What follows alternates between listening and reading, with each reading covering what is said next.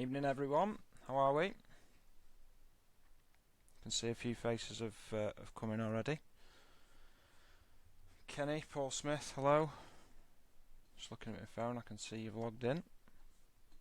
How are we? Just give a couple more of a minute to come in, and then we'll crack on. Just sign up to your new page as well, Kenny.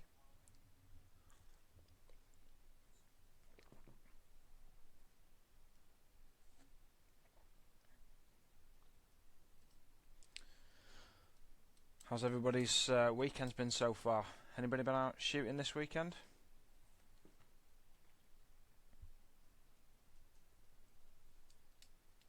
Evening, Brad. How are we?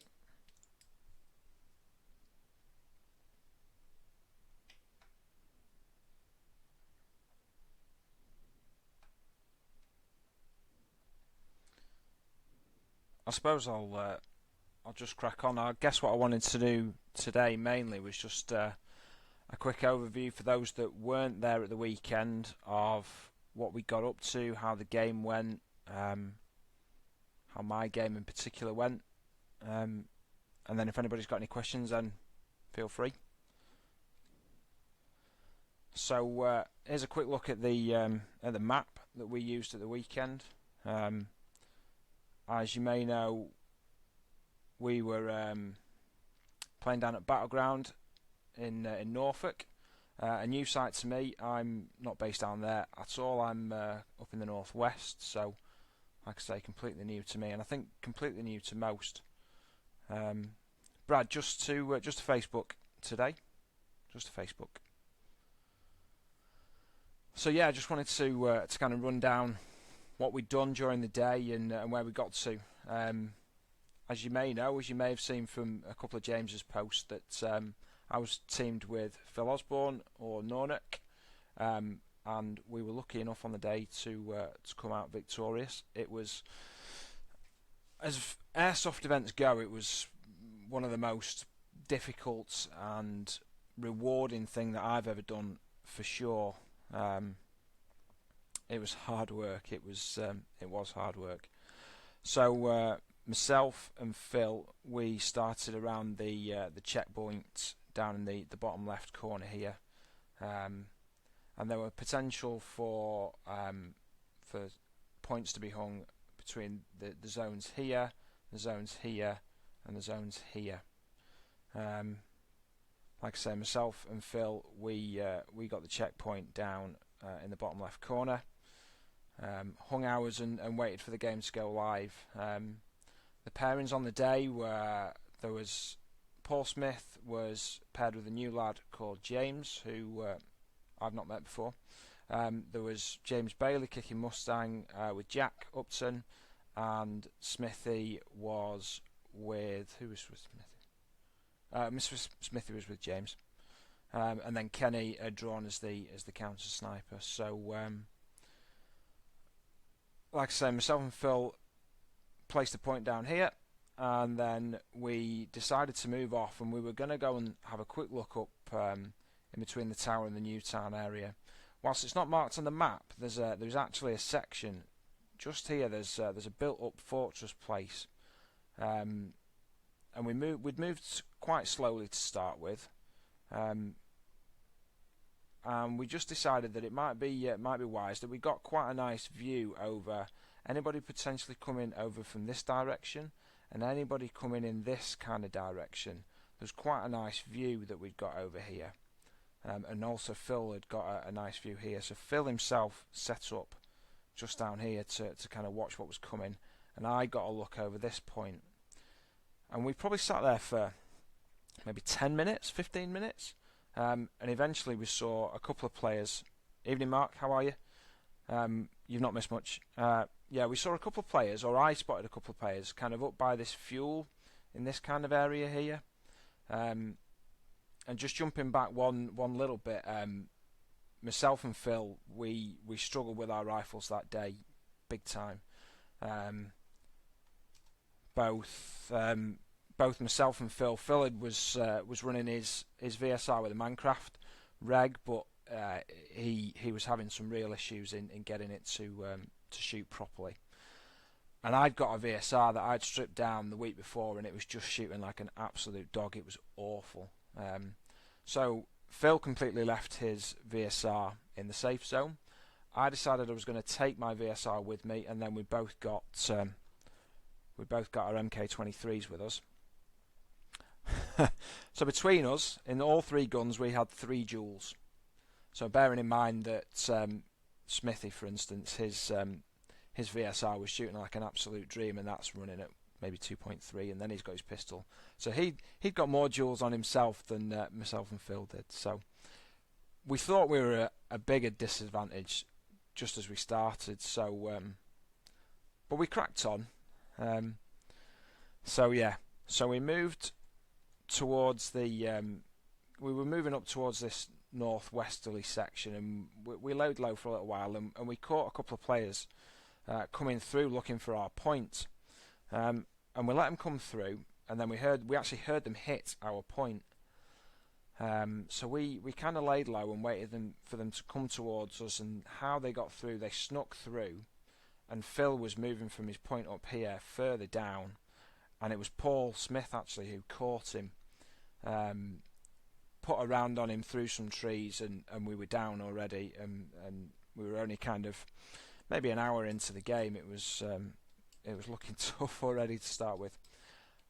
Obviously I'm then down to 2-1, so struggling a little bit, and I saw Paul, or who I knew then to be Paul, and James, the young lad. They kind of moved away up here, and I decided at that point that it just wasn't worth pushing them really, because I knew their rifles were shooting better than mine.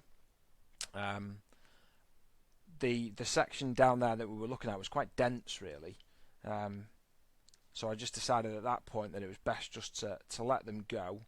We'll get Phil back in the game, and then we'll start moving again. So we did that. Both had a think about where we wanted to go, and we decided that obviously we knew that the guys were up here, and we kind of began to push a little bit. We decided not to go straight up to the top there. We decided to give a little flank kind of around the ammo. So we began to push up there. This is probably, it took us quite a while, probably 20 minutes by the time we were pushing up. Evening Kenny, how are you mate? We've only just started, so you've not missed much. I was just saying that we'd begun to push, and it's quite open as you get into this area around the ammo here. Whilst it doesn't look it on the map, as you can see it here, it was quite open. Good evening, Mr. Mustang. How are we? I'm just coming to our first encounter. We kind of pushed up here, and this is the encounter that James managed to capture on live. It was really good. So I'd pushed up. Don't worry about it, Kenny. Don't worry. You've not missed too much. Just mentioning when Phil got hit and we moved on. We kind of pushed up here, and I managed to capture a glimpse. Now I didn't know that James was stalking somebody else, but I managed to catch a glimpse of James. Managed to hit him out, but I'd no idea where Jack was at all. Jack had already seen me. If anybody's seen the live that Kenny and Jack did, Jack mentioned that he had seen me and had shouted to James to try and get him to duck, but obviously he hadn't heard him.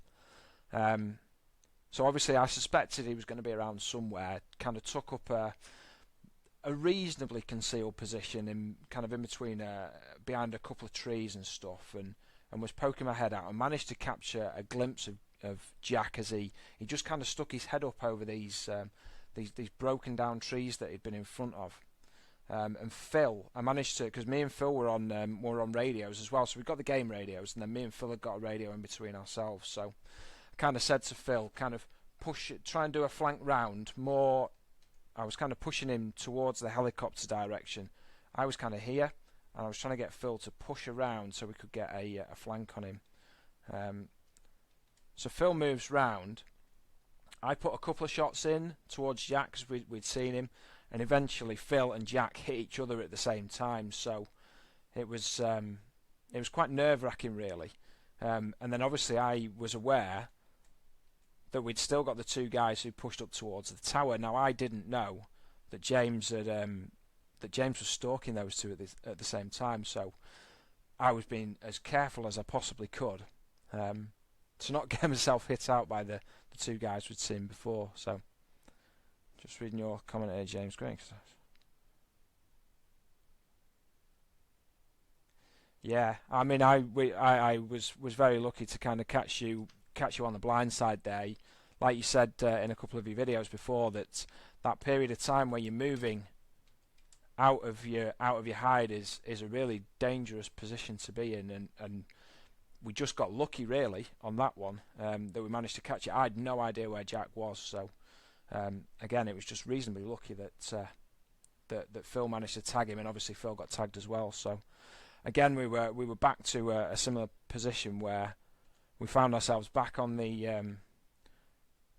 barrier, on the boundary again. Sorry, thinking, right, well, where do we go from here? So obviously we knew by that point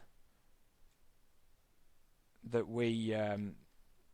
that there were a couple of guys up at this top section. We suspected that the guys up here, because we'd not heard anybody coming through across the safe zone, we suspected that people were probably in the northern section. So at that point we were like, right, we need to start moving. So we began to push along this ditch line here, and we were going to have a look in between these two zones to see what we could to see if we could find our first point, because we suspected that we knew that at least one point had been gathered. We suspected that maybe Jack and James had collected our point at that point as well. So we were worried that we were down on points, and we were maybe only an hour and a half into the game, and we were down already. So we decided to move along the ditch, and we got to the village here, just south of the village, and we were kind of moving very, very cautiously and carefully along the ditch line. And I'd taken up a position again behind a tree and saw two players moving just kind of north of the village area, and it turned out that it was Paul Smith and James again. So I kind of laid low. We were, as I mentioned before, we were really struggling in that our guns just weren't shooting on point at all, and we knew that everybody could outrange us. So I got a reasonably good position.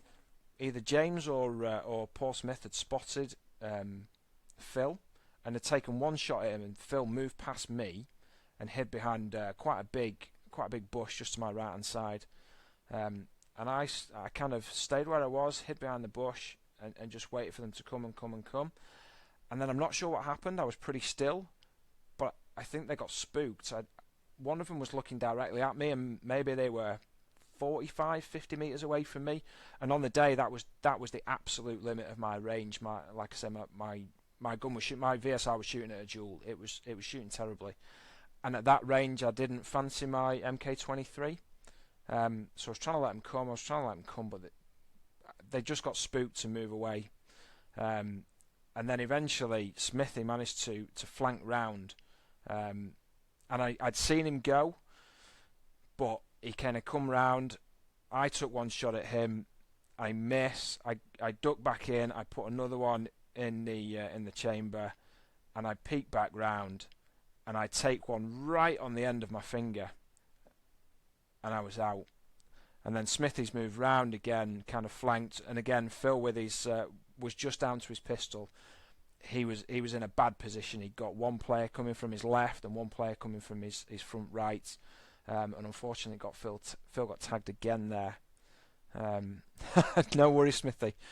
Good story about this, and Smithy will attest to this, that the area that we were in, whilst we were in part of the village that's obviously a built-up area and skirmish, was very, very busy. It was actually it was a quiet area that obviously not a lot of people trod. So I'm kind of sat there licking my wounds a little bit, thinking, oh, I've just been hit my first time out in sniper ops, and I kind of looked down, and down to my left was this one BB, which I can only assume was the BB that Paul Smith hit me with. So a nice, a random little memento, but a memento nonetheless. So that will be framed at some point. So thank you very much, Paul Smith.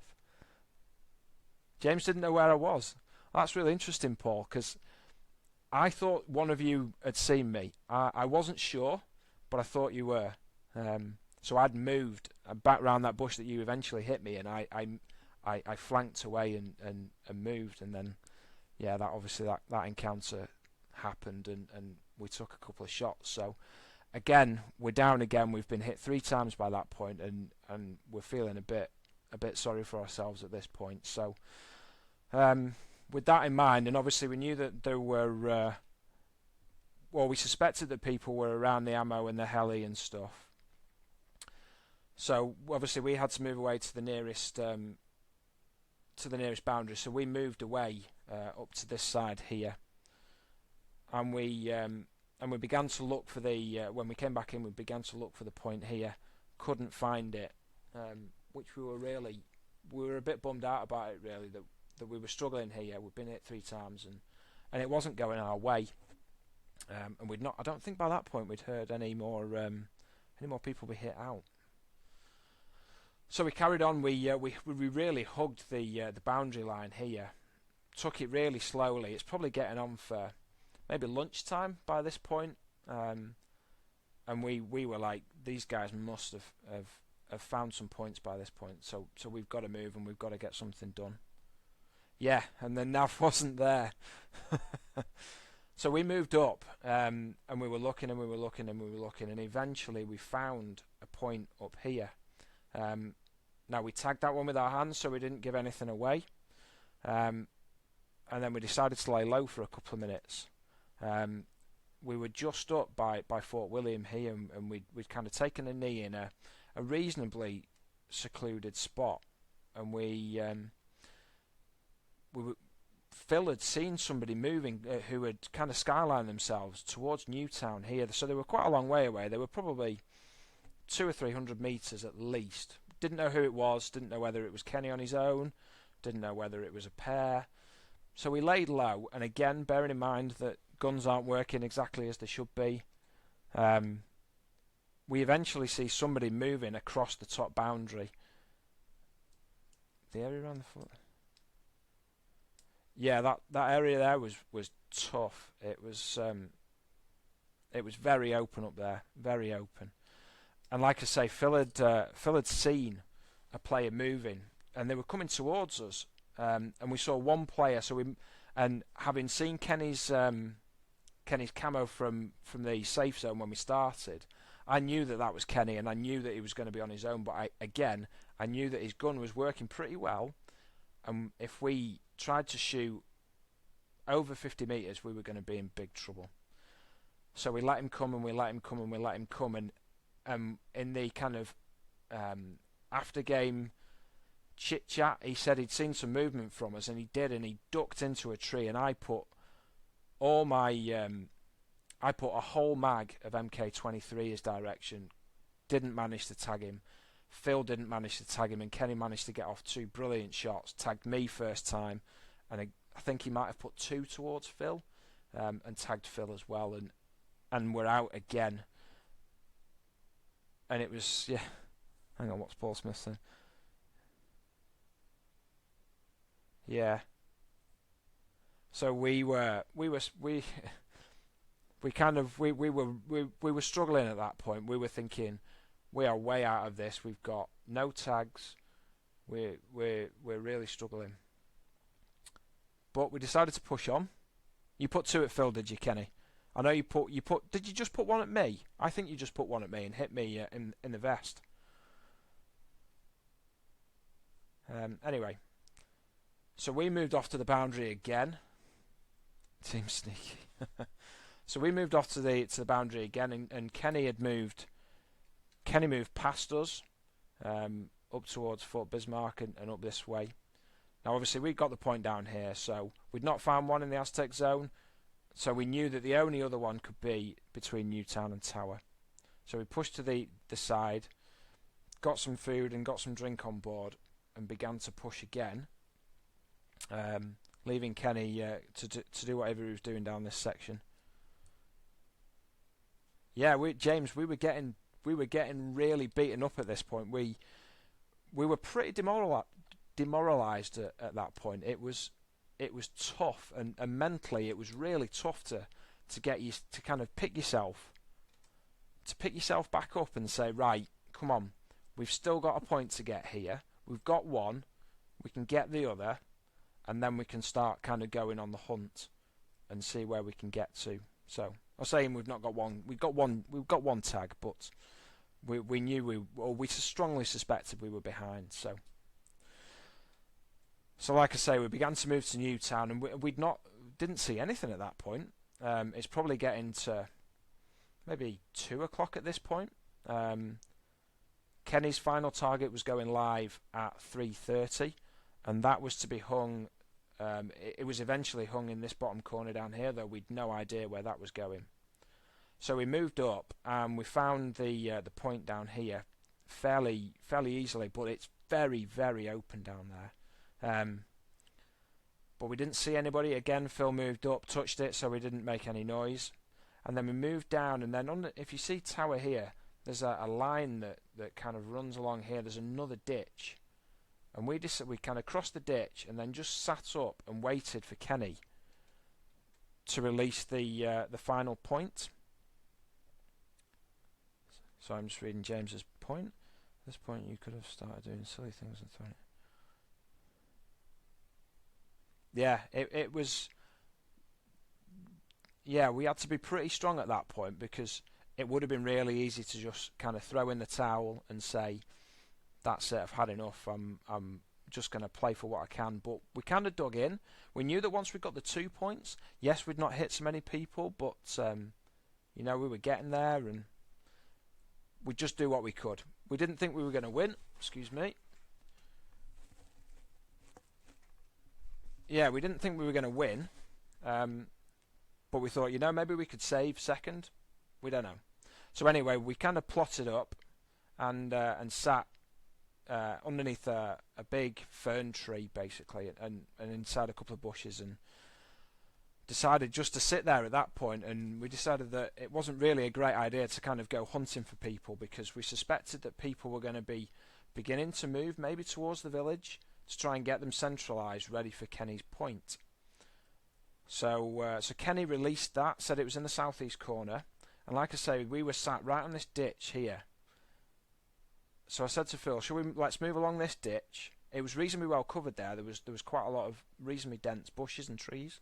So we suspected that if we got shot at, it would have been a good shot to hit us there. So we moved along, and I'd taken point. And I'd actually seen somebody moved along this riverbed before us. And I could see the footsteps and the drag marks and where people had stepped over branches and stuff. So I knew that there was somebody there. And we got up to this point here, and it opens up, and James had taken a brilliant position, kind of just in the riverbed itself, and I just didn't see him. He was probably 4 feet to my left, and all of a sudden I kind of see this movement, and I just went, whoa, and then pop, take one round onto the vest, and I'm out again. Sadly didn't find that round though, James, sorry. Phil backs off, and then James moves. He kind of maybe it was 3 or 4 minutes, and then he moves away, and I decide to move again to the boundary, and I move up to the sorry, we're in here. So James has hit me, moved down here towards the village, and I've moved across. Radio Phil and say, when I'm back in, Phil, I'm on this edge here. Come and meet me when you're ready. All the time, kind of keeping my eye out for players and whoever else might be around. I then hear Phil get hit out again. At this point. So you weren't planning on going for Kenny's trap? Yeah. Well, you got me good, James. Evening, Jack. How you doing, mate? Yeah, I mean, when Phil darted back, James, I think you probably made the right decision not to go after him there, because it got really thick across that back part, but the section that we'd come down, and you could have been in trouble down there, because there was a lot of places for Phil to hide, a lot of places. So yeah, like I say, I moved up here, and I waited for Phil to come across. Again, he gets hit.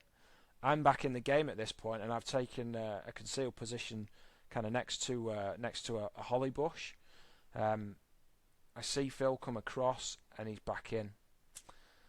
So at this point, there was a bit of concern about where the point had been hung, a few back and forths, and eventually there was calls that perhaps the point was in the northeast side. So we began to take a look and couldn't see it. Again, it's confirmed that it's southeast, so we kind of decide to move off. But at this point, Phil is down to 4 rounds in his MK23. He's fired a few off, and we're struggling. So I say to Phil, well, listen, so when the final nav point that Kenny hung was up, the extraction zone at the helicopter was open. So I said to Phil, listen, you get yourself to extraction, take your time, and we kind of came up with this plan between us that Phil, like I say, Phil would move, get extracted, because we didn't think that people would extract straight away. We thought they would go for the point, and if Phil could get there, we'd get that extra point. So Phil moves off. I'm not entirely sure where he's gone, and I begin the kind of crazy, slow and steady move down towards Zulu Jungle and to the point down there. Let's just have a read of this from James. Oh, okay, you reckon you could have taken him. Fair enough. I at that point I wasn't actually entirely sure how close Phil was behind me. We generally kept kind of 10-15 meters apart from each other. Yeah, then maybe you could have taken him at that point, James. I don't know. It was yeah. Anyway, we kind of put this plan in place. Phil moves to extraction so we can get that point, and I'm going to go and try and find the final nav that Kenny's hung. Kind of cross over the ditch line, and the terrain down there becomes very, very difficult. In the rest of the game area, whilst there was fallen leaves and stuff, it wasn't that kind of really crunchy, crisp kind of leaf bed. But the part in Zulu Jungle down here was like standing on a bag of crisps. Everywhere you went, it was impossible not to make a noise down there. I did my best, and I crept and I crept and I crept and I crept, and I couldn't believe it. There was no one there. And Kenny had it was, Paul, it was like walking on crispbacks. And Kenny had hung the point in literally the most southeasterly tree that he could possibly have hung it in. I put a couple of rounds in, hit the target, so I've got another point, and I'm feeling good at this point. And then I begin to hear people hit out.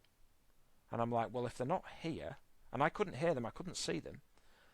So I was like, they must be towards the heli. People must be extracting, because I'm getting on for 4 o'clock, 4:15 at this point. So I move back to the ditch line, and I'm moving back towards the safe zone, and I see James, and he comes bounding out from kind of the village area, and he comes through the training zone, and he's obviously going for the point. Now I'd got some rounds left at this point. I'd not put too many out, so I took 2 or 3 shots and missed James, but I decided it was like 4:15. I'm not bothering trying to take him out. I'm going to get to the heli, get extracted. And at that point, I got a lucky tag. I moved around another bush, and Jack is sat at the bottom of a tree. He'd obviously just paired up with Gazelle like James, yeah. Jack is sat at the base of a tree, and again in the kind of after game talk, apparently he was having a drink, and I managed to catch him with a round, and I was out of mags at that point. So I dumped my VSR on a bridge, and I just decided to make my way through the village. As I was moving quickly at this point, I was ducking between cover as best as I could. MK23 in hand, and there's so many places in that village, and some of you might have seen James's video from the last kind of the last day or so. There's lots of places in that village that you can hide.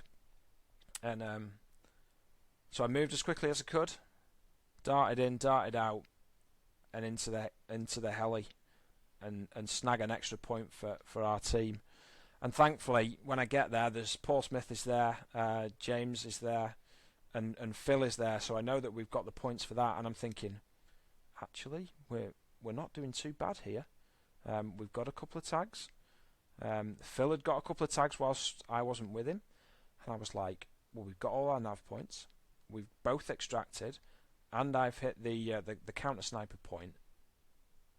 All of a sudden, in the space of 2 hours from being up around Newtown to thinking we are way out of this, we've got no chance, to getting to the heli, I'm thinking we're not going to be too far off, and kind of get to back to the safe zone, and as it all plays out, we're 1 point up, and we've won, and it was such a good feeling. And I guess this comes back to what it's all about, in that it's completely different to a skirmish. Completely different. It couldn't be.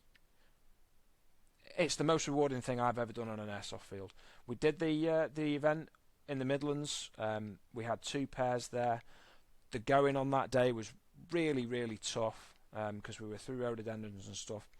This site was much better, and it was just a completely different experience. And if there's anybody watching now who hasn't done this before, I cannot stress enough how much you should go and do it. It's wonderful. The guys are all really welcoming.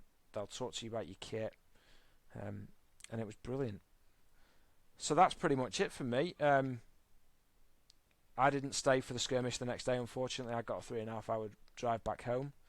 But I thoroughly enjoyed it, and I think everybody else did on the day as well. So yeah, that's pretty much it. Has anybody got any questions they want to ask before I get off? Obviously, you've been with me half an hour already, so thank you very much. But yeah, if anybody's got any questions, please feel free.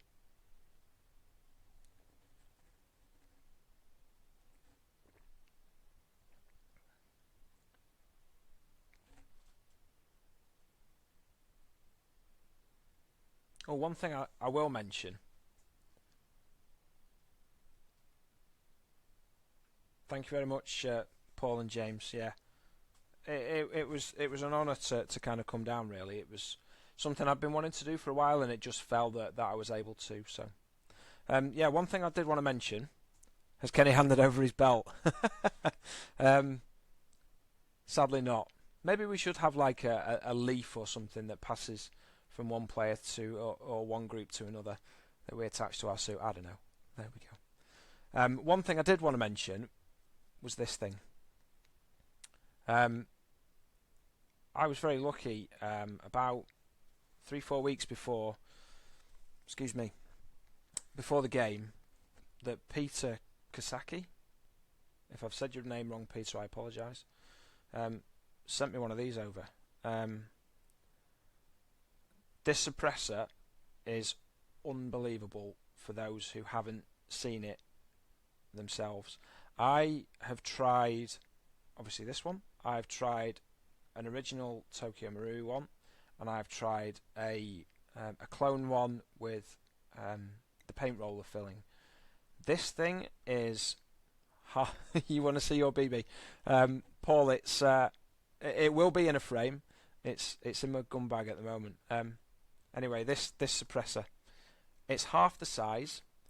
It is definitely quieter than a standard TM or clone suppressor with some kind of filling, and it's half the size. And Peter's selling these for about 15 quid. These things. Everybody these days runs one of these Hadron Design TDCs, and for me, if you don't run one, you're a crazy person, because this thing is a game changer. I think this suppressor is in the same league. It's brilliant. I love it. I actually wouldn't be without it anymore. It's wonderful. So Kenny will always be my champion. He doesn't need a belt. I'm sure he'll thank you for that, Brad. Yeah. Well, Kenny's a good sport. He's a nice lad, Kenny. I like him. only met him the once, but he's you know, he doesn't take himself too seriously, and he obviously darts around, and he got some good tags that day. And you know, he was from you don't get 11 tags in the past event by luck.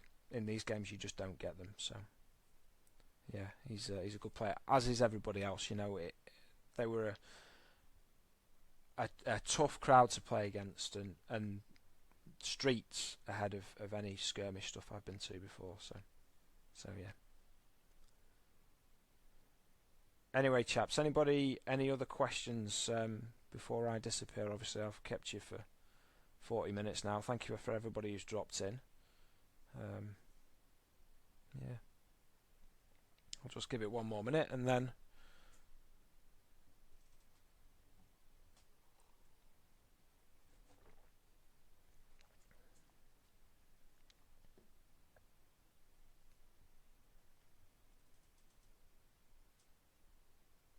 Right, chaps, thank you very much. Speak to you all again at some point, and fingers crossed I'll make another game. Probably going to have another game in the Midlands at some point, so if you're in the UK, Brad, obviously you're not, but we'd love to see you up here. So yeah, thank you very much. Cheers, guys. See you later. Bye-bye.